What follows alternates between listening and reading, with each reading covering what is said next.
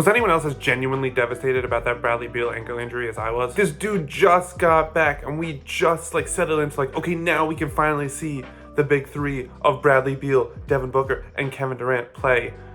And then he gets injured again, and it's not just a short-term injury, it's going to be for a few weeks, and then even when he gets back from that injury in a few weeks, he's going to have to ramp up. There's going to be some conditioning issues. Like, it's super frustrating because one of the things I was really excited to see about this season was Bradley Beal playing on a team that was actually trying to win games, on a team with championship aspirations, because for the last few years in Washington, he hasn't really gotten that opportunity. It's been a lot of meaningless games, a lot of meaningless basketball, and he's looked really good in those games, but there's always been that question of, well, can he actually contribute to winning basketball? Can he sacrifice? Can he not take 20 shots a game? Can he be part of a larger thing? And so then he gets traded to Phoenix, and then it's obviously this really unique combination of three ball-dominant, really talented offensive guys who don't necessarily fit together, but you're still really excited to see how it could work.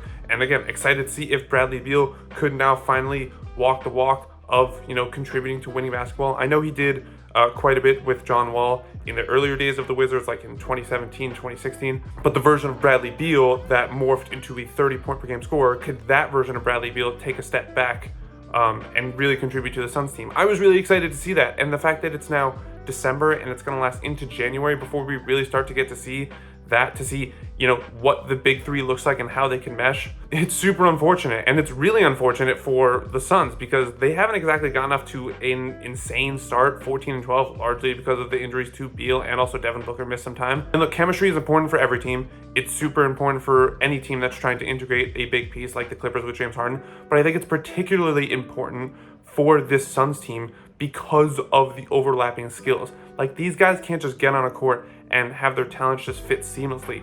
These three and their overlapping skills and all, the stuff that they're so used to doing, this Suns team, more than a lot of super talented teams we've seen in the past, really needs to figure out, how do we work as a system, right? How do three ball-dominant guys, how do three guys who are so used to being able to score 30 on any night, how do they figure out, again, it's easy to say, oh, I'm willing to sacrifice, I'm willing to do the little things.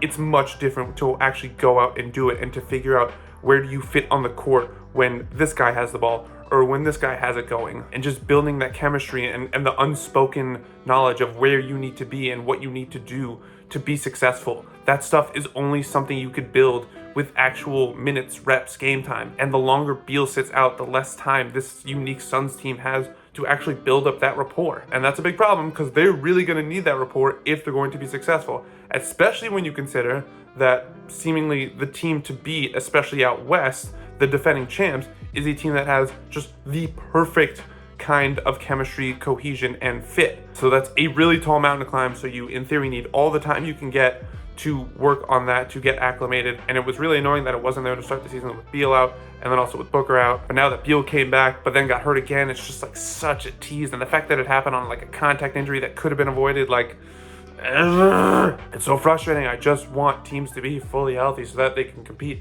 at their highest level. If a team's gonna fail, I want them to be able to say no excuses. And this Beal thing, it's really detracting from the Suns, and it's really going to play a factor in the later stages of the season. Because if they don't have the time to develop that chemistry, I don't know how it's going to be any different than it was last year for the Suns, where it was just a lot of my turn, your turn between Devin Booker and Kevin Durant. And that obviously got them to within 2 games of the conference finals, but ultimately, and again, especially with a team like Denver, a team that is so cohesive and fits so well in their path, that's going to be a big factor.